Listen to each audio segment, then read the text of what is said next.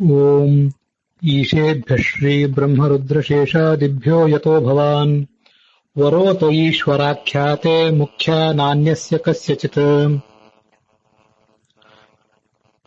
ಶ್ರೀ ಗುರುಭ್ಯೋ ನಮಃ. ಮಹಾಭಾರತ ಪ್ರವಚನ ಸರಣಿಯಲ್ಲಿ 1273ನೇ ಭಾಗ, ಇದು 74ನೇ ಭಾಗ. 1274ನೇ ಭಾಗ ಮಹಾಭಾರತದ ಪ್ರವಚನ ಮಾಲೆಯಲ್ಲಿ ಮತ್ತೆ 207ನೇ ಭಾಗ ಅನುಶಾಸನ ಪರ್ವದ ಪ್ರವಚನದಲ್ಲಿ.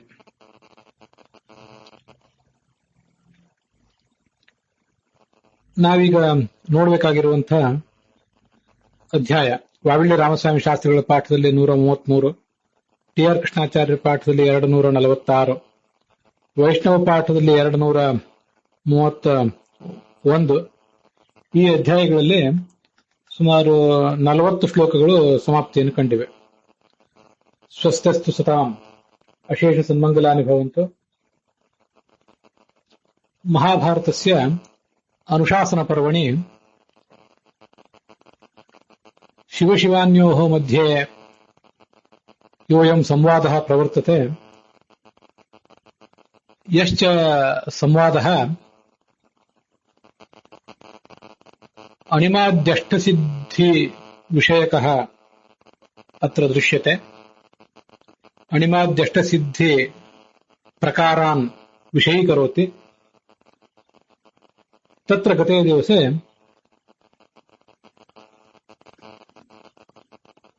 ಭಾಗವತೆ ಮಹಾಭಾರತೆ ಚ ಉಕ್ತಾಃ ಅಷ್ಟಸಿದ್ಧಯಃ ನಿರೂಪ್ಯಂತ. ಭಾಗವತೆ ಅಷ್ಟಾದಶ ಸಿದ್ಧಯಃ ಅಪಿ ವರ್ಣ್ಯಂತೆ. ತಾಯೇತಾಃ ಅಷ್ಟಾದಶ ಸಿದ್ಧಯಃ ಅಷ್ಟಸಿದ್ಧಿಷ್ವೇವ ಅಂತರ್ಭವಂತೆ.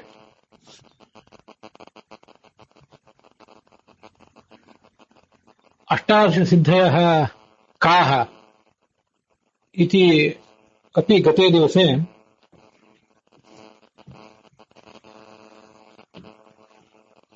ಸನ್ಯರೂಪಿ.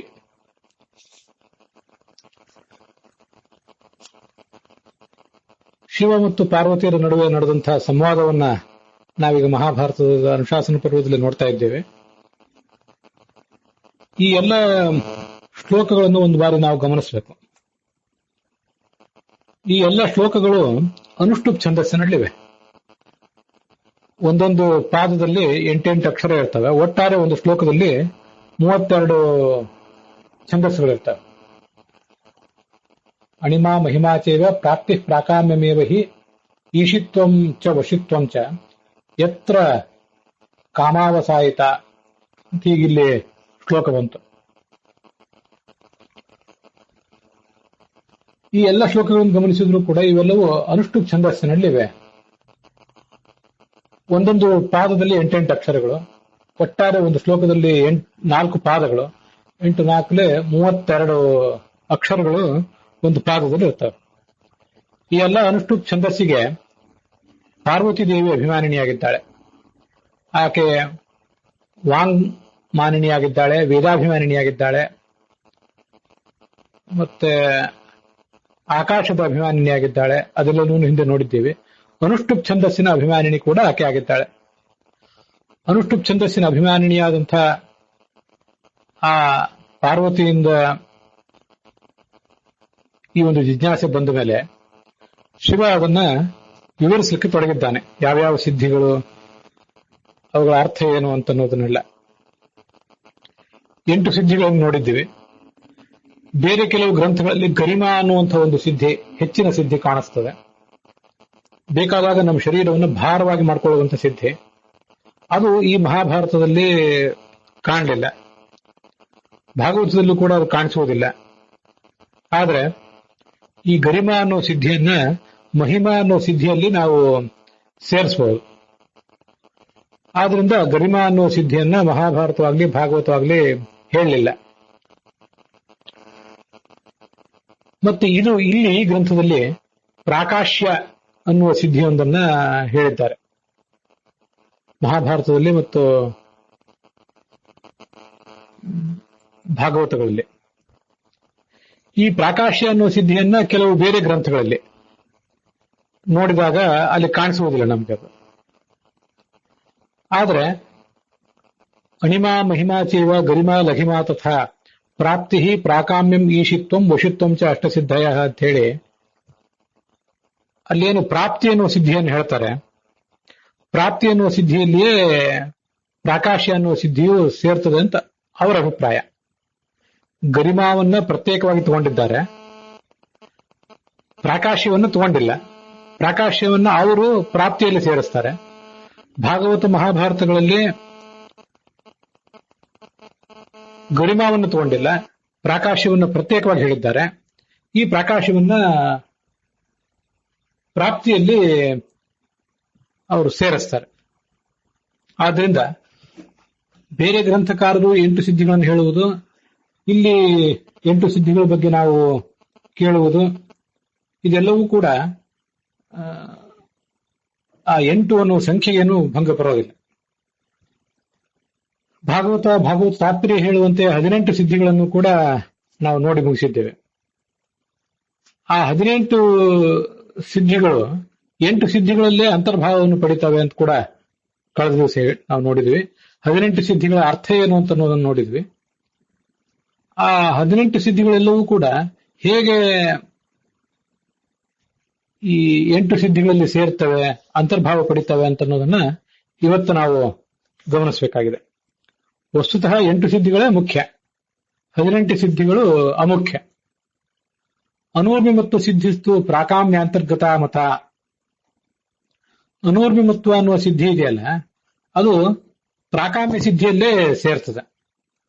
ಸಂಸಾರದ 6 ತೆರೆಗಳು, ಜಾಯತೆ ಮೊದಲಾದಂತಹ ಸಿದ್ಧಿಗಳ ಬಗ್ಗೆ ಕಳೆದ ದಿವಸ ನೋಡಿದ್ವಿ. ಆ ಅನೂರ್ಮಿಮತ್ವ ಅನ್ನುವ ಸಿದ್ಧಿ ಅಸ್ಥಿ, ಜಾಯತೆ, ವರ್ಧತೆ, ಪರಿಣಮತೆ, ಅಪಕ್ಷೀಯತೆ, ನಶ್ಯತೆ ಅಂತ 6 ಊರ್ಮಿಗಳು, ಅದು ಊರ್ಮಿಮತ್ವ.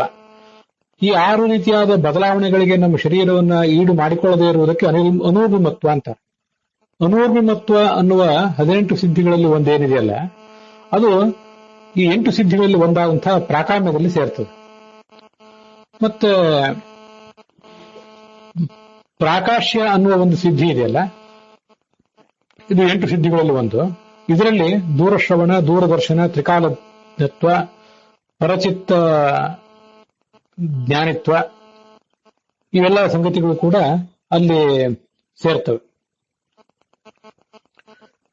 ಅಣಿಮ, ಮಹಿಮ ಮತ್ತು ಲಘಿಮ ಇವುಗಳಲ್ಲಿ ಕಾಮರೂಪತ್ವ ಅನ್ನುವಂಥ ಸಿದ್ಧಿಯನ್ನ ನಾವು ಸೇರಿಸಬಹುದಾಗಿದೆ. ಕಾಮರೂಪತ್ವವನ್ನು 18 ಸಿದ್ಧಿಗಳಲ್ಲಿ ಒಂದೆಂಟು ಪರಿಗಣಿಸಿದ್ದಾರೆ. ಅಣಿಮ, ಮಹಿಮ, ಲಘಿಮ ಅಂತೇನು 8 ಸಿದ್ಧಿಗಳಲ್ಲಿ 3 ಇವೆ. ಆ 3ರಲ್ಲಿಯೂ ಕೂಡ ಕಾಮರೂಪತ್ವ ಸಿದ್ಧಿಯನ್ನು ಸೇರಿಸಬಹುದು. ಅಗ್ನಿಸ್ತಂಭ, ಸೂರ್ಯಸ್ತಂಭ, ಜಲಸ್ತಂಭ, ವಿಷಸ್ತಂಭ, ಶಸ್ತ್ರಸ್ತಂಭ, ಈ 3 ಏನು ಸ್ತಂಭಗಳಿವೆ ಅವೆಲ್ಲವೂ ಕೂಡ ವಶಿತ್ವದಲ್ಲಿ ಅಂತರ್ಭಾವವನ್ನು ಪಡೀತವೆ.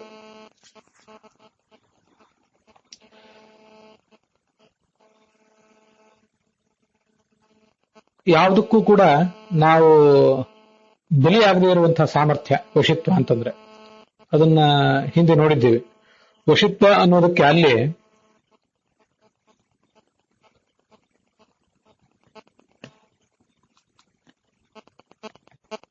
ವಿಷಯಗಳನ್ನ ನಾವು ಅನುಭವಿಸುವಾಗಲೇ ಅದರಲ್ಲಿ ಅನಾಸಕ್ತಿಯಿಂದ ಇರುವ ಸಾಮರ್ಥ್ಯ ಅಂತ ಅಲ್ಲಿ ಬಂದಿತ್ತು ವಶಿತ್ವ ಅಂತ ಅನ್ನೋದಕ್ಕೆ ವಿವರಣೆ. ಅದರಲ್ಲೇ ಈ ಅಗ್ನಿಸ್ತಂಭ, ಸೂರ್ಯಸ್ತಂಭ ಇತ್ಯಾದಿಗಳು ಸೇರ್ಕೊಳ್ತವೆ.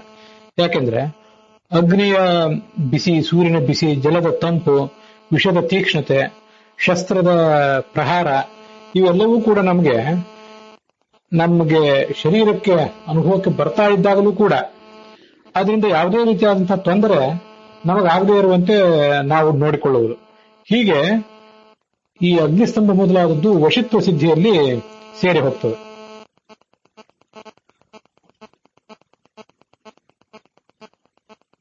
ಮನೋಜವ, ಮನೋವೇಗ, ಕಾಮರೂಪ, ಪರಕಾಯ ಪ್ರವೇಶ, ಸ್ವಚ್ಛಂದ ಮೃತ್ಯುತ್ವ, ದೇವತೆಗಳ ಜೊತೆಗೆ ಕೆಲವು ವನಗಳಲ್ಲಿ ವಿಹರಿಸುವುದು, ಯಥಾ ಸಂಕಲ್ಪ ಸಿದ್ಧಿ, ಇವು 6 ಪ್ರಾಪ್ತಿ ಎನ್ನುವ ಸಿದ್ಧಿಯಲ್ಲಿ ಸೇರ್ತವೆ. ತನ್ನ ಶರೀರದಲ್ಲಿದ್ದೇ ಅತಿ ದೂರದಲ್ಲಿರುವಂತಹ ವಿಷಯಗಳನ್ನ ಅನುಭವಿಸಲಿಕ್ಕೆ ಸಾಮರ್ಥ್ಯ ಅಂತ ಕರೀತಾರೆ ಪ್ರಾಪ್ತಿಯನ್ನ. ಆ ಪ್ರಾಪ್ತಿಯಲ್ಲಿ ಇವಿಷ್ಟು 6 ಸೇರಿ ಹೋಗಿವೆ. ಆಜ್ಞಾ ಅಪ್ರತಿಹತಿ, ನಮ್ಮ ಆಜ್ಞೆಗೆ ತಡೆ ಇಲ್ಲದೆ ಇರುವಂತಹ ಶಕ್ತಿ, ಇದು 18 ಸಿದ್ಧಿಗಳಲ್ಲಿ ಒಂದು. ಅಗ್ನಿಸ್ತಂಭ, ಅರ್ಕಸ್ತಂಭ, ಉದಕಸ್ತಂಭ, ವಿಷಸ್ತಂಭ, ಶಸ್ತ್ರಸ್ತಂಭ, ಅಪರಾಜಯ, ಇವು 7 ಸಂಗತಿಗಳು ಈಶಿತ್ವದಲ್ಲಿ ಸೇರ್ತವೆ. ಈಶಿತ್ವ ಅಂತಂದ್ರೆ ನಾವು ಹಿಂದೆ ಅದನ್ನು ಗಮನಿಸಿದ್ದೇವೆ. ತಾನು ಹೇಳಿದ್ದನ್ನು ಉಳಿದವರೆಲ್ಲರೂ ಕೂಡ ಶಿರಸಾವಹಿಸಿ ಮಾಡುವಂತಹ ಸಾಮರ್ಥ್ಯ. ನಮ್ಮ ಅಧೀನದಲ್ಲಿ ಯಾರಿದ್ದಾರೆ ಅವರಲ್ಲಿ ಕರ್ತೃತ್ವ ಶಕ್ತಿಯನ್ನು ಜಾಗೃತಗೊಳಿಸುವಂತಹ ಸಾಮರ್ಥ್ಯಕ್ಕೆ ಈಶಿತ್ವ ಅಂತ ಕರೀತಾರೆ. ಆ ಈಶಿತ್ವದಲ್ಲಿ ಈ ಪರಕಾಯ ಪ್ರವೇಶ, ಸ್ವಚ್ಛಂದ ಮೃತ್ಯು, ಈ ಮೊದಲಾದನ್ನ ಈಗ ನಾವೇನ್ ನೋಡಿದ್ವಲ್ಲ, ಪರಕಾಯ ಪ್ರವೇಶ ಮೊದಲಾದದ್ದಲ್ಲ, ಅದು ಹಿಂದಿಂದು. ಆಜ್ಞಾ ಅಪ್ರತಿಹತಿ, ಅಗ್ನಿಸ್ತಂಭ, ಉದಕಸ್ತಂಭ ಮೊದಲಾದವುಗಳು ಈ ಈಶಿತ್ವದಲ್ಲಿ ಸೇರಿ ಹೋಗ್ತವೆ. ಅಗ್ನಿಸ್ತಂಭ, ಸೂರ್ಯಸ್ತಂಭ ಮೊದಲಾದನ್ನು ವಶಿತ್ವದಲ್ಲಿಯೂ ಕೂಡ ಸೇರಿಸಿದ್ದಾರೆ. ಅಲ್ಲಿಯೂ ಸೇರಿಸಬಹುದು, ಇಲ್ಲಿಯೂ ಸೇರಿಸಬಹುದು ಅಂತ ಅರ್ಥ. 18 ಅನ್ನೋ ಸಂಖ್ಯೆಗೂ ಏನು ಧಕ್ಕೆ ಇಲ್ಲ, 8 ಅನ್ನೋ ಸಂಖ್ಯೆಗೂ ಧಕ್ಕೆ ಇಲ್ಲ. 18ಅನ್ನ ನಮ್ಮ ಅನುಸಂಧಾನಕ್ಕನುಸಾರವಾಗಿ 8ರಲ್ಲಿ ಎಲ್ಲಿಯಾದ್ರೂ ಸೇರಿಸಬಹುದು ಅಂತ ಅರ್ಥ. ಕೆಲವು ಈ ಅಗ್ನಿಸ್ತಂಭ ಮೊದಲಾದದ್ದು, ಸೂರ್ಯಸ್ತಂಭ ಮೊದಲಾದದ್ದು ವಶಿತ್ವದಲ್ಲಿಯೂ ಸೇರ್ತದೆ, ಈಶಿತ್ವದಲ್ಲಿಯೂ ಸೇರ್ತದೆ. ಹೇಗಾದ್ರೂ ಅದನ್ನು ಸೇರಿಸಬಹುದು ಅಂತ ಅದರ ತಾತ್ಪರ್ಯ.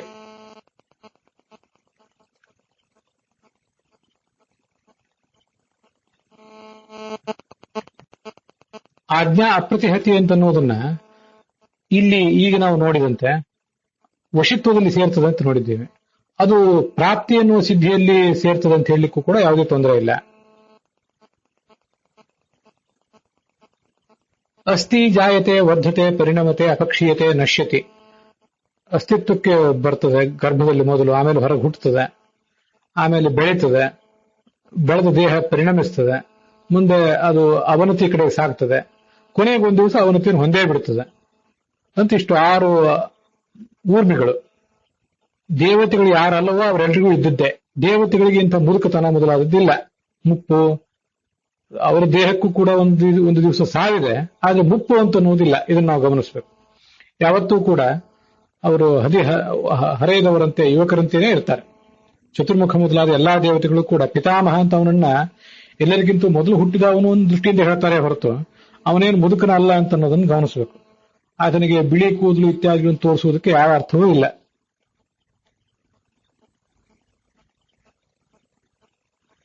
ಈ ದೇವತೆಗಳಿಗೆ ಈ 6 ಊರ್ಮಿಗಳು, ಅವರ ದೇವತೆಗಳ ಶರೀರದ ಮೇಲೆ ಈ ಪರಿಣಾಮ ಮತ್ತೆ ಮುಪ್ಪು ಇತ್ಯಾದಿ ಊರ್ಮಿಗಳು ಇಲ್ಲ ಅಂತ ನಾವು ನೋಡಿದ್ವಿ. ಬೇರೆಯವರಿಗೆಲ್ಲರಿಗೂ ಇವೆ. ಇದ್ರೂ ಕೂಡ ಯೋಗ ಬಲದಿಂದ ಇಲ್ಲದಂತೆ ಅದನ್ನು ಮಾಡಿಕೊಳ್ಳುವುದು ಸಾಧ್ಯ ಇದೆ. ದೇವತೆಗಳು ಅಲ್ಲದೇ ಇದ್ರೂ ಕೂಡ ಯೋಗ ಶಕ್ತಿಯನ್ನು ಸಂಪಾದನೆ ಮಾಡಿ ಇವೆಲ್ಲವನ್ನು ಕೂಡ ಮೀರುವುದು ಸಾಧ್ಯ ಇದೆ ಅಂತ ಅದರ ಅಭಿಪ್ರಾಯ. ಆದ್ರಿಂದ ಅನೂರ್ಮಿ ಮತ್ತು ಸಿದ್ಧಿ ಅಂದ್ರೆ ಅದೆಲ್ಲವನ್ನು ಮೀರಿ ದುಃಖವನ್ನು ಹೊಂದದೇ ಇರುವುದು ಅಂತ ಅಭಿಪ್ರಾಯ ಪಡಬಹುದಾಗಿದೆ. ಆದ್ರೆ ಅದು ಪ್ರಾಕಾಮ್ಯ ಅನ್ನೋ ಸಿದ್ಧಿಯಲ್ಲಿ ಅಂತರ್ಭಾವವನ್ನು ಪಡಿತದೆ. ಪ್ರಾಕಾಮ್ಯ ಅನ್ನೋದ್ರ ಬಗ್ಗೆ ನಾವು ಈ ಹಿಂದೆ ನೋಡಿದ್ದೇವೆ.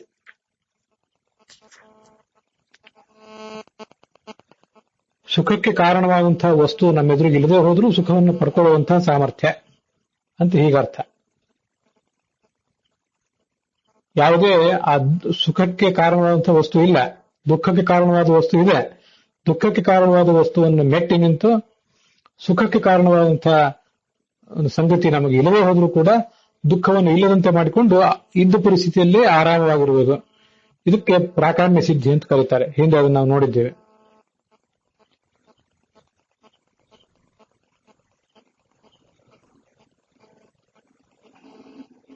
ಯಾರಿಗೆ ದುಃಖ ಇರ್ತದೋ ಅವನಿಗೆ ಸುಖ ಅಂತನ್ನುವುದು ಇರೋ ಸಾಧ್ಯ ಇಲ್ಲ.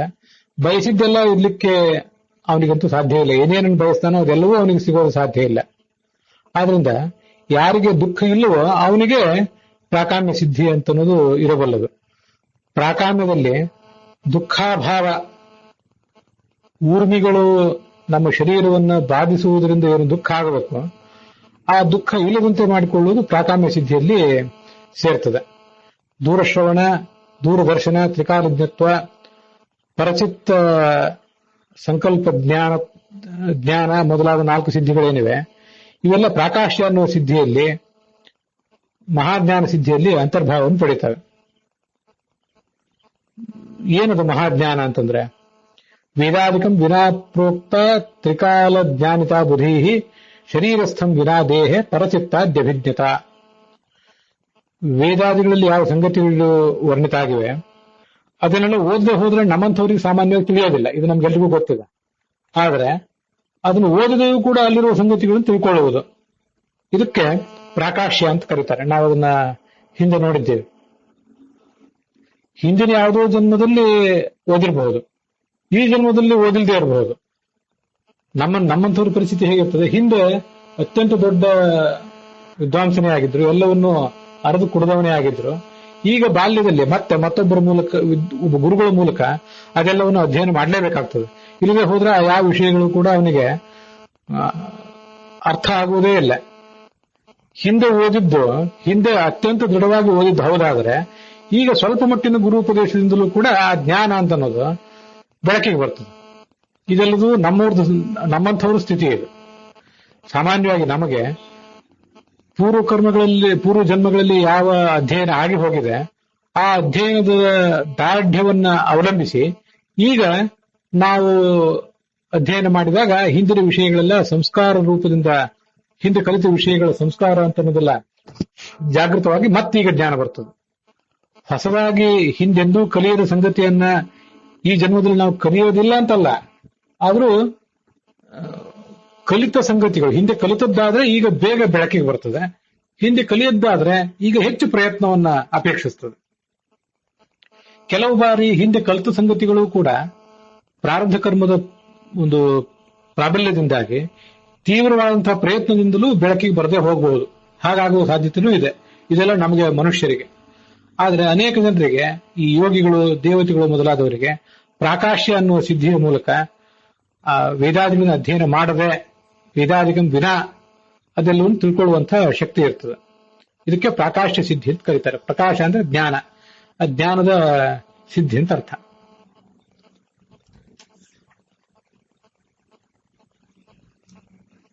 ಹೀಗೆ ಇವೆಲ್ಲವನ್ನು ಕೂಡ ನಾವು ಅಂತರ್ಭಾವಗೊಳಿಸಬಹುದಾಗಿದೆ ಅಂತ ಅದರ ಅರ್ಥ. ದೂರದಲ್ಲಿರುವುದು ಅತ್ಯಂತ 1,000 ಯೋಜನೆ ಪರ್ಯಂತ ದೂರದಲ್ಲಿರುವಂತಹ ಎಲ್ಲವನ್ನು ನೋಡುವ ಶಕ್ತಿಗೆ ದೂರದರ್ಶನ ಅಂತ ಹೇಳ್ತಾರೆ. ಕಳೆದ ದಿವಸ ಅದನ್ನು ನೋಡಿದ್ದೀವಿ. ಕೇಳುವ ಸಾಮರ್ಥ್ಯವೇ ದೂರಶ್ರವಣ. ತಾನು ಜನಿಸಿದ ಯುಗದಲ್ಲಿ ಆ 3 ಕಾಲಗಳ ಭೂತ, ಭವಿಷ್ಯ, ವರ್ತಮಾನ, ಅವುಗಳಲ್ಲಿರುವಂತಹ ಎಲ್ಲಾ ಪದಾರ್ಥಗಳನ್ನು ಯೋಗ ಬಲದಿಂದ ತಿಳ್ಕೊಳ್ಳುವ ಸಾಮರ್ಥ್ಯಕ್ಕೆ ತ್ರಿಕಾಲಜ್ಞತ್ವ ಅಂತ ಕರೀತಾರೆ. ಇದು 3 ಕಾಲದ ಸಂಗತಿಗಳನ್ನು ತಿಳ್ಕೊಳ್ಳುವುದಾದ್ರೆ ಕೆಲವು ಲೌಕಿಕ ಸಂಗತಿಗಳನ್ನು ಮಾತ್ರ ತಿಳ್ಕೊಳ್ಳಿಕ್ಕೆ ಸಾಧ್ಯ. ವೇದೋಕ್ತ ಪ್ರಮೇಯಗಳನ್ನು ಅಷ್ಟು ಸುಲಭವಾಗಿ ತಿಳ್ಕೊಳ್ಳಿಕ್ಕೆ ಸಾಧ್ಯ ಇಲ್ಲ.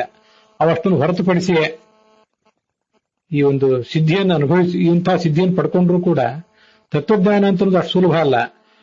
ಲೌಕಿಕ ವಿಷಯಗಳಲ್ಲಿ ಏನೊಂದು ಪಾರಂಗತಿಯನ್ನು ಪಡೆಯಬಹುದು, ಲೌಕಿಕ ವಿಷಯಗಳಲ್ಲಿ ಈ ಅಷ್ಟಸಿದ್ಧಿಗಳ ಮೂಲಕ ಏನೊಂದು ಹಿಡಿತವನ್ನು ತೋರಿಸಬಹುದು. ಅದನ್ನ ಅಲೌಕಿಕವಾದಂತಹ, ಆಧ್ಯಾತ್ಮಿಕವಾದಂತಹ ವಿಷಯದಲ್ಲಿ ತೋರಿಸಲಿಕ್ಕೆ ಸಾಧ್ಯ ಇಲ್ಲ.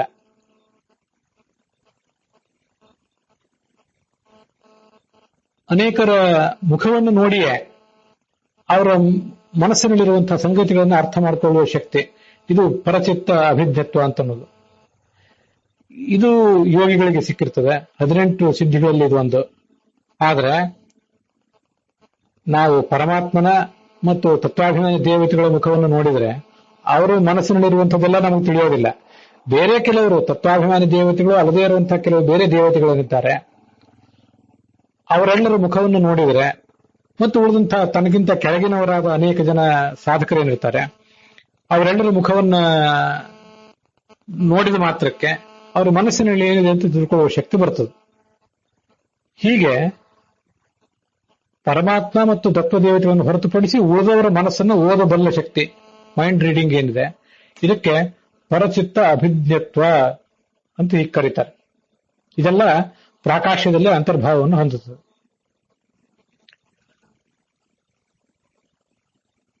ಪ್ರಾಪ್ತಿ ಎನ್ನುವ ಸಿದ್ಧಿ ಇದೆ.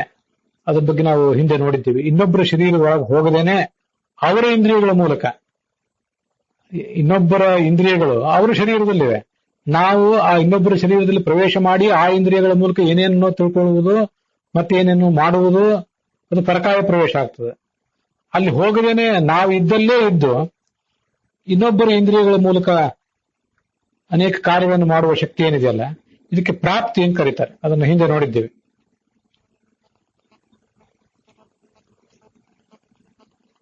ಯಥಾ ಸಂಕಲ್ಪ ಸಿದ್ಧಿ ಅಂದ್ರೆ ಪರರ ಇಂದ್ರಿಯಗಳನ್ನ ಸಾಧನವಾಗಿ ಬಳಸಿಕೊಂಡು ವೇಗವಾಗಿ ವಿಷಯಗಳನ್ನ ಮುಟ್ಟಿ ಅದನ್ನ ಅನುಭವಿಸುವಂತ ಶಕ್ತಿ. ಇದು ಪ್ರಾಪ್ತಿಯಲ್ಲಿ ಅಂತರ್ಭಾವವನ್ನು ಹೊಡಿತದೆ, ಅಂತರ್ಭಾವವನ್ನು ಪಡ್ಕೋತದೆ.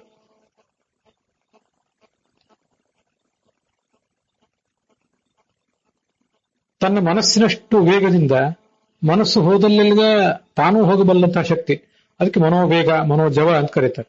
ಅದು ಕೂಡ ಪ್ರಾಪ್ತಿಯಲ್ಲೇ ಸೇರ್ತದೆ. ಪಶು ಪಕ್ಷಿ ಇತ್ಯಾದಿ ಆಕಾರವನ್ನು ತಾಳುವ ಶಕ್ತಿಯೇ ಕಾಮರೂಪ, ಅದು ಪ್ರಾಪ್ತಿಯಲ್ಲಿ ಸೇರ್ಕೋತದೆ.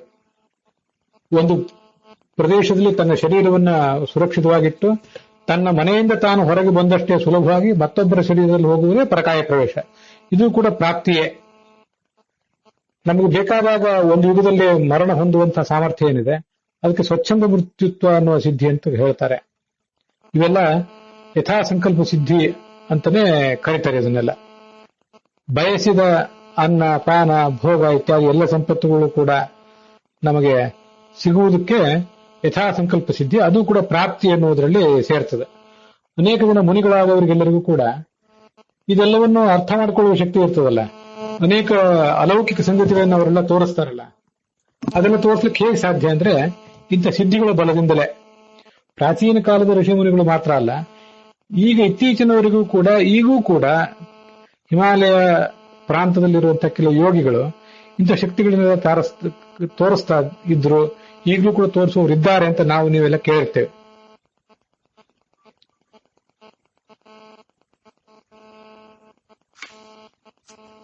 ಹೀಗೆ ಭಾಗವತ ಮತ್ತು ಭಾಗವತ ತಾತ್ಪರ್ಯ ಇತ್ಯಾದಿಗಳ ಅನುಸಾರವಾಗಿ ನಾವು ಇದನ್ನ ಅರ್ಥ ಮಾಡ್ಕೊಳ್ಬೇಕು. ಒಟ್ಟಾರೆ 26 ಸಿದ್ಧಿಗಳಾಗ್ತವೆ. 18 ಮತ್ತು 8 ಎಲ್ಲ ಸೇರಿ. ಇದು ಷಡ್ವಿಂಶತಿ ಪ್ರೋಕ್ತ ಗರಿಮ್ನಾ ಸಹ ಸಪ್ತವ. ಗರಿಮಾವನ್ನು ಸೇರಿಸ್ಬಿಟ್ರೆ 27 ಆಗ್ಬೋದು. ಗರಿಮಾವನ್ನು ಬಿಟ್ಟಿದ್ರಲ್ಲ ಭಾರತ ಮತ್ತು ಭಾಗವತಗಳಲ್ಲಿ. ದೇವತೆಗಳಲ್ಲಿ 8 ಇವೆ. ಈ 8 ಅವರಲ್ಲಿ ಅಪಾರವಾಗಿರ್ತವೆ. ಆದ್ರಿಂದ ಉಳಿದ 18 ಸಿದ್ಧಿಗಳು 8ರಲ್ಲೇ ಸೇರಿ ಹೋಗ್ತವೆ. ದೇವಾನಾಂ ಅಷ್ಟಸಿದ್ಧಯ ಅತಃ ಅಷ್ಟಾದಶ ಸಿದ್ಧೀನಾಂ ತದಂತರ್ಭಾವ ಇಷ್ಯತೆ. ದೇವೇಶು ಇಂದ್ರ ಈಶ ವಾಯು ಶ್ರೀ ವಿಷ್ಣೂನಾಂ ಉತ್ತರೋತ್ತರಂ ಸಿದ್ಧಯ ಪರಿಪೂರ್ಣಾಸ್ತು ವಿಷ್ಣೋರೇಕಸ್ಯ ನಾಣ್ಯಗಾಹ. ಈ ಎಲ್ಲಾ ಸಿದ್ಧಿಗಳು ದೇವತೆಗಳ ತಾರತಮ್ಯ ಕಕ್ಷಾದಲ್ಲಿ ಮೇಲ್ಮೇಲೆ ಹೋದಂತೆ ಆಯಾ ದೇವತೆಗಳಲ್ಲಿ ಹೆಚ್ಚಾಗಿರ್ತವೆ. ಇಂದ್ರ, ರುದ್ರ, ವಾಯು, ಲಕ್ಷ್ಮಿ ಇವರಲ್ಲಿ ಅವು ಹೆಚ್ಚಾಗಿರ್ತವೆ. ಮತ್ತೆ ಈ ಎಲ್ಲ ಶಕ್ತಿಗಳು ಅತ್ಯಂತ ಪರಿಪೂರ್ಣವಾಗಿರುವುದು, ಈ ಸಿದ್ಧಿಗಳು ಪರಿಪೂರ್ಣವಾಗಿರುವುದು ಆ ಪರಮಾತ್ಮ ಒಬ್ಬನಲ್ಲೇ ಇರುವಂಥದ್ದು. ಇದು ಐಶ್ವರ್ಯ ಅನ್ನೋ ಗ್ರಂಥವನ್ನ ಇಲ್ಲಿ ಆಚಾರ್ಯರು ಉದ್ಧರಿಸ್ತಾರೆ. ನಾನು ಈಗ ಈ ಪ್ರವಚನದ ಆರಂಭದಲ್ಲಿ ಮಂಗಲಾಚರಣದಲ್ಲಿ ಒಂದು ಶ್ಲೋಕವನ್ನು ಹೇಳಿದೆ. ತಾವು ಅದನ್ನೆಲ್ಲ ಗಮನಿಸಿರ್ತೀರಿ. ಹಿಂದೂ ಕೂಡ ಅದನ್ನೊಂದೆರಡು ಬಾರಿ ಹೇಳಿದ್ದೆ. ಈಶ್ವರ ಸರ್ವಭೂತಾನ ಅಂತೆಲ್ಲ ಭಗವದ್ಗೀತಾದಲ್ಲಿ ಈಶ್ವರ ಅನ್ನೋ ಶಬ್ದ ಏನು ಕೇಳಿ ಬರ್ತದಲ್ಲ, ಭಗವಂತನನ್ನು ಈಶ್ವರ ಅಂತ ಹೇಳ್ತಾರಲ್ಲ. ಯಾಕೆ ಈಶ್ವರ ಅಂತ ಹೇಳ್ತಾರೆ? ವ್ಯಾಕರಣದಲ್ಲಿ, ನಮಗೆ ಗೊತ್ತಿರುವಂತಹ ವ್ಯಾಕರಣದಲ್ಲಿ ಈಶ ಐಶ್ವರ್ಯ ಅಂತ ಧಾತು, ಎಲ್ಲದರ ಮೇಲಿನ ಒಡೆತನ. ವರ ಅಂದ್ರೇನು? ವರ ಅಂದ್ರೆ ಪ್ರತ್ಯಯ ಅಷ್ಟೇ. ಈಶ ಧಾತುವಿಗೆ ವರ ಅಂತ ಪ್ರತ್ಯಯ ಬಂದು ಈಶ್ವರ ಅಂತ ಆಗಿದೆ. ವರ ಅನ್ನೋ ಪ್ರತ್ಯಯಕ್ಕೆ ಏನರ್ಥ ಅದನ್ನು ಕೇಳಬೇಡಿ. ಯಾಕೆಂದ್ರೆ ಈಶ್ವರ ಅನ್ನೋ ಶಬ್ದವನ್ನು ನಾವು ಮಾಡಿ ತೋರಿಸಬೇಕಾಗಿದೆ. ಈಶ್ವರ ಶಬ್ದ ಹೇಗೆ ತಯಾರಾಯಿತು ಅನ್ನೋದನ್ನು ತೋರಿಸಬೇಕಾಗಿದೆ. ಅದಕ್ಕೊಂದು ವರಚ ಪ್ರತ್ಯಯ.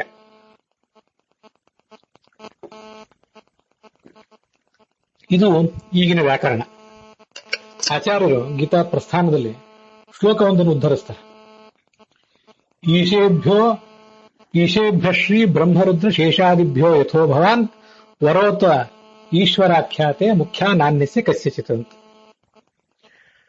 ಭಗವಂತನೇ ನೀನು ಬ್ರಹ್ಮ ರುದ್ರಶ್ರೀ ಈಶೇಭ್ಯೋ ಬ್ರಹ್ಮರುದ್ರಶ್ರೀ ಶೇಷಾದಿಭ್ಯ ಬ್ರಹ್ಮ, ರುದ್ರ, ಶ್ರೀ ಅಂದ್ರೆ ಲಕ್ಷ್ಮೀದೇವಿ, ಶೇಷಾದಿಗಳಿಗಿಂತ ಇವರೆಲ್ಲರೂ ಈಶ್ವರು ಅಂದ್ರೆ ಸಮರ್ಥರೇ. ಇವರಿಗಿಂತ ನೀನು ವರಹ ಶ್ರೇಷ್ಠನಾಗಿರುವೆ. ಇಲ್ಲಿ ವರ ಅನ್ನೋದಕ್ಕೊಂದು ಅರ್ಥ ಬಂತು. ಈಗ ವರ ಅಂದ್ರೆ ಶ್ರೇಷ್ಠ ಅಂತ ಅರ್ಥ. ಈಶ್ವರಿಗಿಂತ ವರನೇ ಈಶ್ವರ. ಆಧುನಿಕ ವ್ಯಾಕರಣದಲ್ಲಿ ವರ ಅಂದ್ರೆ ಒಂದು ಪ್ರತ್ಯಯ, ಅದಕ್ಕೆ ಅರ್ಥ ಇಲ್ಲ. ಇಲ್ಲಿ ವರ ಅಂದ್ರೆ ಶ್ರೇಷ್ಠ ಅಂತ ಅರ್ಥ. ಶ್ರೇಷ್ಠರಿಗಿಂತ ಶ್ರೇಷ್ಠ ಅಂತ ಅರ್ಥ. ಅನೇಕ ಅಣಿಮಾದಿ ಸಿದ್ಧಿಗಳನ್ನು ಪಡ್ಕೊಂಡಂತಹ ದೇವತೆಗಳೇನಿದ್ದಾರೆ ಅವರಲ್ಲಿ ನೀನು ಶ್ರೇಷ್ಠ. ವರಹ ಅತಃ ಈಶ್ವರಾಖ್ಯಾತೆ, ಅದರಿಂದ ನಿನಗೆ ಈಶ್ವರ ಅಂತ ಹೆಸರು. ಮುಖ್ಯವಾಗಿ ಈಶ್ವರ ಯಾರು? ಮುಖ್ಯ ನಾಣ್ಯಸ್ಯ ಕಸ್ಯಚಿತ್, ಬೇರೆ ಯಾರಿಗೂ ಈಶ್ವರ ಅನ್ನೋ ಶಬ್ದ ಮುಖ್ಯವಾಗಿ ಬರೋದು ಸಾಧ್ಯ ಇಲ್ಲ, ಅದು ನಿನಗೇ ಬರಬೇಕು ಅಂತ ಅಲ್ಲಿ ಬಂದಿದೆ. ಅಲ್ಲಿ ಶ್ಲೋಕ ಇರುವುದು ಈಶೇಭ್ಯೋ ಬ್ರಹ್ಮ ರುದ್ರ ಶ್ರೀ ಶೇಷಾದಿಭ್ಯ ಅಂತ. ಮೊದಲು ಬ್ರಹ್ಮ, ಆಮೇಲೆ ರುದ್ರ, ಆಮೇಲೆ ಲಕ್ಷ್ಮಿ, ಮುಂದೆ ಶೇಷರನ್ನು ಹೇಳಿದ್ದಾರೆ. ನನ್ನ ಅನುಸಂಧಾನಕ್ಕನುಸಾರವಾಗಿ ಆ ಶ್ಲೋಕವನ್ನು ನಾನು ಆ ಮೂಲ ಪುರಾಣದಲ್ಲಿ ಏನು ಬಂದ ಶ್ಲೋಕ ಇದೆ, ಆಚಾರ್ಯರು ಅದನ್ನು ಗೀತಾ ಪ್ರಸ್ಥಾನದಲ್ಲಿ ಉದ್ಧರಿಸಿದ್ದಾರೆ. ಅದನ್ನ ಈಶೇಭ್ಯ ಶ್ರೀ ಬ್ರಹ್ಮರುದ್ರ ಶೇಷಾದಿಭ್ಯೋ ಯಥೋ ಭವ ಅಂತ ಸ್ವಲ್ಪ ಬದಲು ಮಾಡಿಕೊಂಡು ನನ್ನ ಅನುಸಂಧಾನಕ್ಕಾಗಿ ಉಪಯೋಗ ಮಾಡ್ಕೊಂಡಿದ್ದೇನೆ. ಅದು ಆ ಮೂಲ ಪುರಾಣದ ಶ್ಲೋಕಕ್ಕೆ ಅಪಚಾರ ತರುವ ಉದ್ದೇಶದಿಂದಲ್ಲ, ಆ ಶ್ಲೋಕದ ಸ್ಫೂರ್ತಿಯಿಂದ ನಾನು ನನಗಾಗಿ ಮಾಡಿಕೊಂಡಂತ ಒಂದು ಸಣ್ಣ ಬದಲಾವಣೆ ಅಷ್ಟೇ. ಇದೊಂದು ಬೇರೆನೇ ಶ್ಲೋಕ ಇದು. ಆದ್ರೆ ಎಲ್ಲವೂ ಅಲ್ಲಿರುವ ಶಬ್ದಗಳೇ. ತಾರತಮ್ಯಕ್ಕನುಸಾರವಾಗಿ ಅಲ್ಲಿ ಇಲ್ಲದೆ ಇರಬಹುದು, ಅಲ್ಲಿ ಅವ್ರು ಹೇಳಲಿಲ್ಲ. ನಾನು ಅದನ್ನ ಸಮರ್ಥರಾದಂಥ ಶ್ರೀ ಅಂದ್ರೆ ಲಕ್ಷ್ಮಿ, ಬ್ರಹ್ಮ, ರುದ್ರ, ಆಮೇಲೆ ಶೇಷ, ಹೀಗೆ ತಾರತಮ್ಯಕ್ಕೆ ಅನುಗುಣವಾಗಿ ಶ್ರೀ ಈಶೇಭ್ಯ ಶ್ರೀ ಬ್ರಹ್ಮ ರುದ್ರ ಶೇಷಾದಿಭ್ಯ ಅಂತ ಹೊಂದಿಸಿಕೊಂಡು ಆ ಶ್ಲೋಕವನ್ನ ನಾನು ನನ್ನ ನಿತ್ಯದ ಅನುಸಂಧಾನದಲ್ಲಿ ಉಪಯೋಗ ಮಾಡ್ಕೊಳ್ತಿರ್ತೇನೆ. ಈಗ ಐಶ್ವರ್ಯಗಳ ಬಗ್ಗೆ, ಅಷ್ಟಾದಶ ಐಶ್ವರ್ಯಗಳ ಬಗ್ಗೆ ಹೇಳುವಾಗ ಇವತ್ತಿನ ಪ್ರವಚನದಲ್ಲೂ ಕೂಡ ಆ ಶ್ಲೋಕವನ್ನು ಅದಕ್ಕಾಗಿ ಹೇಳಿದ್ದೆ. ಐಶ್ವರ್ಯ ಅನ್ನೋ ಗ್ರಂಥವನ್ನು ಇಲ್ಲಿ ನೋಡಿದ್ದೀವಿ. ಅಲ್ಲಿ ಕೂಡ ಈಶ್ವರ ಅನ್ನೋ ಶಬ್ದದ ನಿರ್ವಚನವೇ ಬಂದಿತ್ತು. ವಿಷ್ಣುವಿಗೆ ಈ ಸಿದ್ಧಿಗಳೆಲ್ಲ ಪೂರ್ಣವಾಗಿರುವುದು ಅಂತ.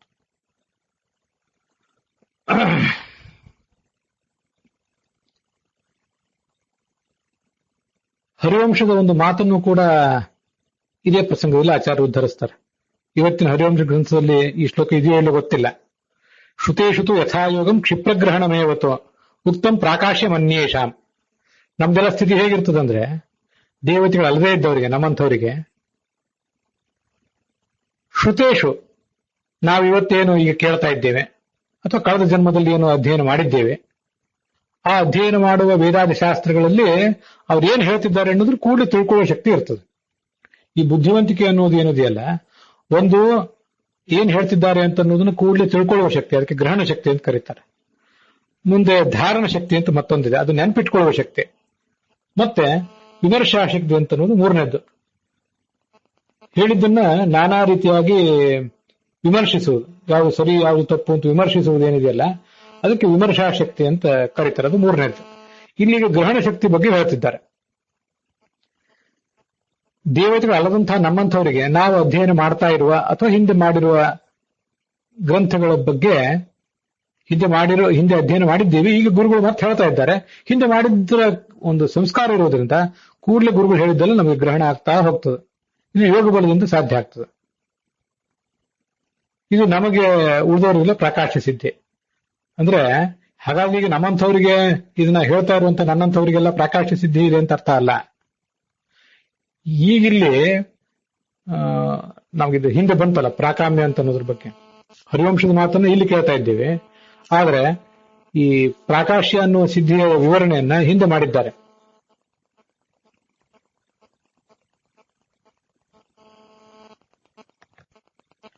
ಪ್ರಾಕಾಶ್ಯಂ ಶ್ರುತದೃಷ್ಟೇಶು ಶಕ್ತೇ ಪ್ರೇರಣೆ ಮೀಶಿತ ಅಂತ.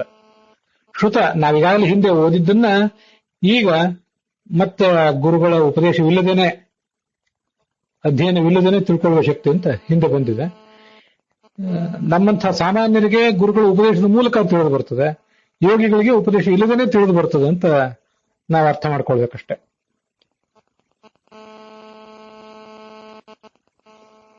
ಮನುಷ್ಯರ ಶಕ್ತಿ ಬೇರೆ, ಯೋಗಿಗಳ ಶಕ್ತಿ ಬೇರೆ, ಮತ್ತೆ ದೇವತೆಗಳ ಶಕ್ತಿ ಬೇರೆ. ಆದ್ರೆ ದೇವತೆಗಳಿಗೆ ತಾವು ಹಿಂದೆ ಎಂದೂ ಅಧ್ಯಯನ ಮಾಡದೇ ಇರುವಂತಹ ವೇದಗಳ ಬಗ್ಗೆನೂ ಕೂಡ ಅದನ್ನ ತಿಳ್ಕೊಳ್ಳುವಂತ ಶಕ್ತಿ ಇರ್ತದೆ. ಅದಕ್ಕಾಗಿ ಮಧ್ವ ವಿಜಯದಲ್ಲಿ ಈ ಮಾತನ್ನು ನಾವು ಕೇಳಿದ್ದೇವೆ, ಅದನ್ನ ಈಗ ಸಂದರ್ಭದಲ್ಲಿ ನೆನಪು ಮಾಡ್ಕೊಳ್ಬೇಕು. ಅಧಿಗತ ನಾನು ಜಾಪ್ತಪಿನ ಶ್ರುತಾಹ ಶ್ರುತಯ ಶ್ರುತಶತ್ ಶತಶೋಮನ.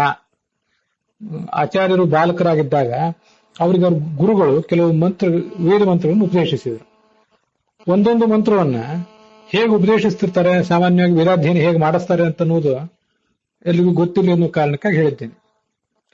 ಒಂದು 4 ಪಾದಗಳಿರುವಂತಹ ಒಂದು ಮಂತ್ರವನ್ನ, ಒಂದು ಪಾದವನ್ನ ಇವತ್ತು 3 ಬಾರಿ ಹೇಳಿಸ್ತಾರೆ, ಇನ್ನೊಂದು ಪಾದವನ್ನು 3 ಬಾರಿ, ಮತ್ತೊಂದು ಪಾದವನ್ನು 3 ಬಾರಿ, ಮತ್ತು ಒಂದು ಪಾದವನ್ನು 3 ಬಾರಿ. ನಾಳೆ ಇಡೀ ಅರ್ಧ ಪಾದವನ್ನ 3 ಬಾರಿ ಹೇಳಿಸ್ತಾರೆ. ಕೆಲವು ಬಾರಿ ಒಂದು ಪಾದವನ್ನ ಇವತ್ತು 3 ಬಾರಿ, ನಾಳೆ 3 ಬಾರಿ, ನಾಡ್ದು 3 ಬಾರಿ, ಹೀಗೆ 3 ದಿವಸ ಆದ್ಮೇಲೆ 4ನೇ ದಿವಸ ಅದನ್ನ ಅರ್ಧವನ್ನ 3 ಬಾರಿ ಹೇಳಿಸ್ತಾರೆ. 2 ಪಾದಗಳನ್ನು ಅರ್ಥಾತ್ ಒಂದು ಅರ್ಧವನ್ನ ಒಂದೇ ಬಾರಿ ಉಚ್ಚಾರ ಮಾಡ್ಲಿಕ್ಕೆ ಸಾಮಾನ್ಯವಾಗಿ ನಮ್ಮಂಥವ್ರಿಗೆ ಬರೋದಿಲ್ಲ. ಅದಕ್ಕೊಂದು 3 ದಿವಸ ಒಂದೊಂದು ಪಾದವನ್ನು ಮಾತ್ರ 3 ಬಾರಿ ಹೇಳಿಸ್ತಾರೆ. ಒಂದ್ಸರಿ ಗುರು ಹೇಳಿದ್ದನ್ನು ಶಿಷ್ಯನಾದವನು 3 ಬಾರಿ ಹೇಳಬೇಕು. ಇಂಥದ್ದು 3 ದಿವಸ, ಆಮೇಲೆ ಅರ್ಧವನ್ನು 3 ದಿವಸ ಹೇಳಬೇಕು. ಹೀಗೆಲ್ಲ ಅಭ್ಯಾಸ ಮಾಡಿಸ್ತಾರೆ. ಇದು ವೇದಾಧ್ಯಯನ ಮಾಡಿಸುವಂತ ರೀತಿ. ಆ ಆಚಾರ್ಯ ಗುರುಗಳು ಒಂದೇ ಬಾರಿ ಹೇಳಿದ್ದನ್ನ ಮಾರನೇ ದಿವಸ ಆ ಗುರುಗಳು ಅದನ್ನು ಇನ್ನೊಂದು ಬಾರಿ ಹೇಳಿಕೊಡುವವರಿದ್ದಾಗ, ಇನ್ನೊಂದು ಬಾರಿ ಅದನ್ನು ಹೇಳಿಕೊಡುವವರಿದ್ರು, ಆಮೇಲೆ ಈ ಶಿಷ್ಯರು ಅದನ್ನ ಆ ಗುರುಗಳಿಗೆ ಒಪ್ಪಿಸ್ಬೇಕಾಗಿತ್ತು. ಆಚಾರ್ಯರು ಆವತ್ತಿನ ಪಾಠದಲ್ಲಿ, ಆ 2ನೇ ದಿವಸದ ಪಾಠದಲ್ಲಿ ಅನ್ಯಮನಸ್ಕರಾಗಿದ್ರು. ಯಾಕೆ ಹೀಗಿದ್ದಿ ಅಂತ ಗುರುಗಳು ಗದರಿದ್ರು. ಹೇಳಿದ್ದನ್ನೇ ಮತ್ತೊಂದು ಬಾರಿ ಹೇಳುವುದು ನನಗೆ ಸೇರೋದಿಲ್ಲ ಅಂತ ಆಚಾರ್ಯರು ಉತ್ತರ ಕೊಟ್ರು. ಹಾಗಾದ್ರೆ ಏನ್ ಪಾಠ ಮಾಡಿದ್ದೀನಿ ಅದೆಲ್ಲ ಒಪ್ಸು ನೋಡೋಣ ಅಂತ ಅವರು ಹೇಳಿದಾಗ, ಹಿಂದೆ ಅವ್ರ ಹತ್ರ ಕಲ್ತದ್ದನ್ನ ಆ ಗುರುಗಳು ಹೇಳಿ ಕೊಡದೇ ಇದ್ದದನ್ನೆಲ್ಲ ಆಚಾರ್ಯರು ಒಪ್ಪಿಸಿಬಿಟ್ರು ಆ ಗುರುಗಳಿಗೆ ಅಂತ ಕೇಳಿಬರ್ತದೆ. ಅದೆಲ್ಲ ಹೇಗೆ ಅಂತಂದ್ರೆ ಇಂಥ ಸಿದ್ಧಿಯಿಂದ. ಜಾತ್ವಪಿ ನಶ್ರುತಾಹ, ಹಿಂದೆಂದೂ ಕೇಳಿಲ್ಲದೇ ಇರುವಂತಹ ಸಂಗತಿಗಳೆಲ್ಲ. ದೇವಾನಾಂ ಅಶ್ರುತೇಶ್ವಪಿ ಅಂತ ಇಲ್ಲಿ ಬಂದದ್ದು ಅದಕ್ಕಾಗಿ. ಇಂಥ ಶಕ್ತಿ ಆ ದೇವತೆಗಳಿಗೆ ಇರ್ತದೆ. ಅದಕ್ಕಾಗಿ ಅವರೆಲ್ಲರನ್ನೂ ಕೂಡ, ಅವರು ಬರೇ ವೇದಗಳನ್ನು ಓದುವಂಥವ್ರಲ್ಲ, ಅವರೆಲ್ಲರನ್ನೂ ಕೂಡ ವೇದಾಭಿಮಾನಿಗಳು ಅಂತ ಶಾಸ್ತ್ರದಲ್ಲಿ ಹೇಳ್ತಾರೆ. ಅನೇಕ ದೇವತೆಗಳೆಲ್ಲರೂ ಕೂಡ ಛಂದೋಭಿಮಾನಿಗಳಾಗಿರ್ತಾರೆ ಮತ್ತು ವೇದಾಭಿಮಾನಿಗಳು ಕೂಡ ಆಗಿರ್ತಾರೆ.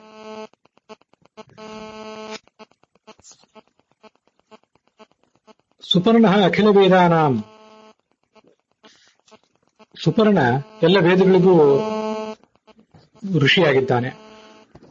ಪಂಚರಾತ್ರಕ್ಕೆ ಆದಿಶೇಷ ಋಷಿಯಾಗಿದ್ದಾನೆ. ಸಕರ್ಣಿಗದ ಮಾತ್ರೇಣ ಗೃಹೀತಂ ಬ್ರಹ್ಮಣಾಖಿಲಂ ಅಂತರ್ಗತಸ್ಯ ವ್ಯಾಸಸ್ಯ ಪ್ರಸಾದ ನಿತ್ಯಶಕ್ತಿತಃ. ಇವೆಲ್ಲ ಋಗ್ಭಾಷ್ಯದ ಮಾತು. ಒಂದೇ ಬಾರಿ ಹೇಳಿಕೊಟ್ಟು ಬಿಟ್ಟ ಮಾತ್ರಕ್ಕೆ ಎಲ್ಲವೂ ಕೂಡ ಚತುರ್ಮುಖ ಬ್ರಹ್ಮನಿಗೆ ಗೊತ್ತಾಗಿಬಿಡ್ತಂತೆ. ಹೇಗೆಂದ್ರೆ ವ್ಯಾಸನ ಅನುಗ್ರಹದಿಂದ.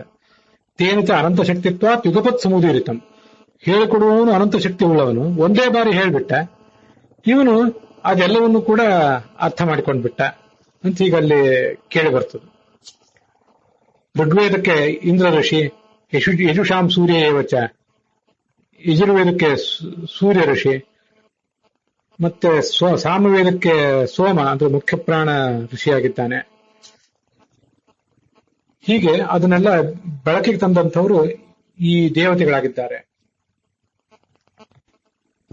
ಸರ್ವವೇದಾಭಿಮಾನಿತ್ವಾತ್ ಶ್ರೀರ್ ಬ್ರಹ್ಮಾಣಿ ಚ ಭಾರತೆ ದೃಷ್ಟಿಶ್ಚ ಸರ್ವವಿದ್ಯಾನಾಂ ವ್ಯಾಖ್ಯಾತಃ ಬ್ರಹ್ಮಣ ಮರುತ್. ಲಕ್ಷ್ಮೀ, ಸರಸ್ವತಿ, ಭಾರತೀಯರು ಇವರೆಲ್ಲರೂ ಕೂಡ ವೇದಗಳಿಗೆ ಋಷಿಗಳೇ ಆಗಿದ್ದಾರೆ. ಬ್ರಹ್ಮ ಪರಮಾತ್ಮನ ನಂತರ 2ನೇ ಋಷಿ, ಮುಖ್ಯ ಪ್ರಾಣನೂ ಹಾಗೆ ಋಷಿ ಅಂತ ಹೀಗೆ ಹೇಳಿದಂತಾಯ್ತು. ಪುರುಷರು ಮಾತ್ರ ಋಷಿಗಳು ಅಂತ ಅರ್ಥ ಅಲ್ಲ, ಸ್ತ್ರೀಯರು ಕೂಡ ಋಷಿಗಳಾಗೇ ಇದ್ದಾರೆ. ಸ್ವಭರ್ತನಂತರಂ ದೃಷ್ಟ್ಯ ತೇಭ್ಯ ತನ್ನೋದಿತಾ ಹಿ ಋಕ್. ಆಯಾ ಗಂಡಂದ್ರನ್ನ ಪರಿಗಣನೆ ಮಾಡಿದ್ರಿಂದ ಆ ಸ್ತ್ರೀಯರನ್ನು ಕೂಡ ಅಲ್ಲಿ ಪರಿಗಣನೆ ಮಾಡಿದಂತೆಯೇ ಆಗಿದೆ. ಈ ಸ್ತ್ರೀಯರು ಮತ್ತೆ ಆ ದೇವತಾ ಸ್ತ್ರೀಯರು, ದೇವತಾ ಪುರುಷರೆಲ್ಲರೂ ಕೂಡ ಆಯಾ ವೇದ ಮಂತ್ರಗಳಿಂದ ಭಗವಂತನನ್ನ ನಿತ್ಯ ಸ್ತುತಿಸ್ತಾರೆ. ಛಂದಸ್ವೇನ ಮುನಿತ್ವೇನ ತಾಸಾಂ ಸ್ಮೃತಿ ರುದೀರಿತ. ಆದ್ರಿಂದಲೇ ಲಕ್ಷ್ಮೀ, ಸರಸ್ವತಿ, ಭಾರತಿ, ಪಾರ್ವತಿ ಮೊದಲಾದ ಎಲ್ಲಾ ದೇವತೆಗಳನ್ನ ವೇದಾಭಿಮಾನಿ ದೇವತೆಗಳು ಅಂತನೂ, ವೇದಕ್ಕವರ ಅಭಿಮಾನಿಗಳು ಹೌದು. ಅರ್ಥಾತ್ ಬೇರೆಯವರು ವೇದಾಧ್ಯಯನ ಮಾಡುವಾಗ ಆ ಬೇರೆ ಅಧ್ಯಯನ ಮಾಡುವಂತಹ ಬೇರೆಯವರನ್ನ ಹರಸುವವರು ಅವರು. ಮತ್ತೆ ಸ್ವಯಂ ಅದನ್ನ ಆ ವೇದಕ್ಕೆ ಅವರು ಮುನಿಗಳಾಗಿದ್ದಾರೆ. ಸ್ಮರ್ತವ್ಯಾಶ್ಚೇಚ ಸರ್ವೇಪಿ, ವೇದ ಅಭಿಮಾನಿಗಳು ಹೌದು, ವೇದದ ಮುನಿಗಳು ಕೂಡ ಹೌದು, ಅದು ಅವ್ರು ಹೌದು. ಇಷ್ಟು ಮಹತ್ವ ಇದೆ ಅವರಿಗೆ. ಅವರು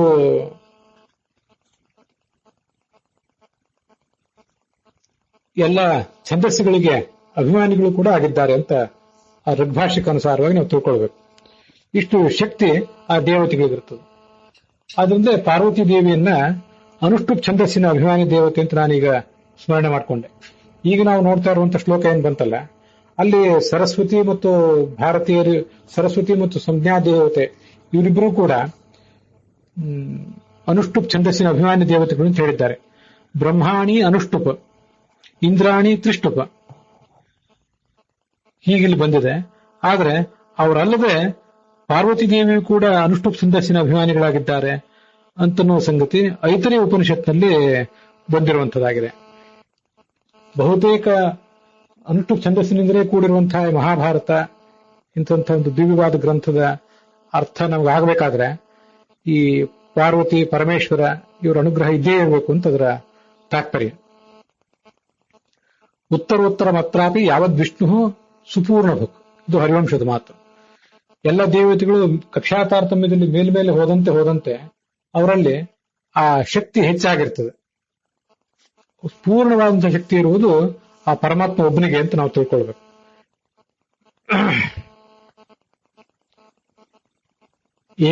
ಏಕಸ್ಮಾತ್ ಸಿದ್ಧಯೋ ವಿಷ್ಣೋ ಸ್ಥಾನಭೇದಾತ್ ಪೃಥಗ್ವಿದಾಹ ಏಕಸ್ಥಾನಗತಾತ್ ದ್ವಾಸ್ಯು ಸುಸ್ಥಿರ ಉಪಾಸನಾ ಯದಿ ಅಂತ ಭಾರತದ ಒಂದು ಶ್ಲೋಕವನ್ನ ಈ ಭಾಗವತ ತಾತ್ಪರ್ಯದ 11ನೇ ಸ್ಕಂದದ 15ನೇ ಅಧ್ಯಾಯದ 10ನೇ ಶ್ಲೋಕವನ್ನು ವ್ಯಾಖ್ಯಾನಿಸುವಾಗ ಆಚಾರ್ಯರು ಉದ್ಧರಿಸ್ತಾರೆ.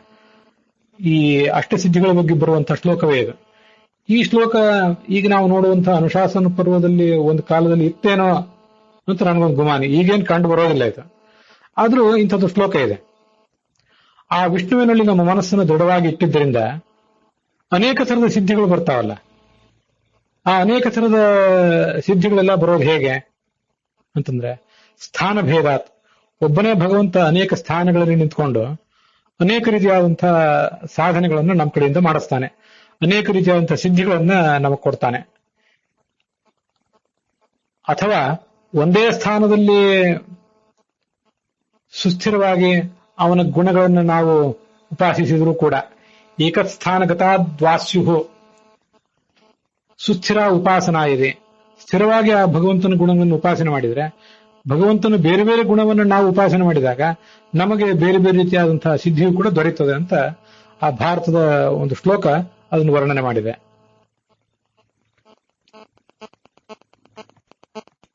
ಹೀಗೆ ಇವತ್ತಿನ ದಿವಸ ಆ 18 ಸಿದ್ಧಿಗಳು ಹೇಗೆ ಅಷ್ಟಸಿದ್ಧಿಗಳಲ್ಲಿ ಅಂತರ್ಭಾವವನ್ನು ಪಡಿತವೆ ಅಂತ ನೋಡಿದ್ದೀವಿ.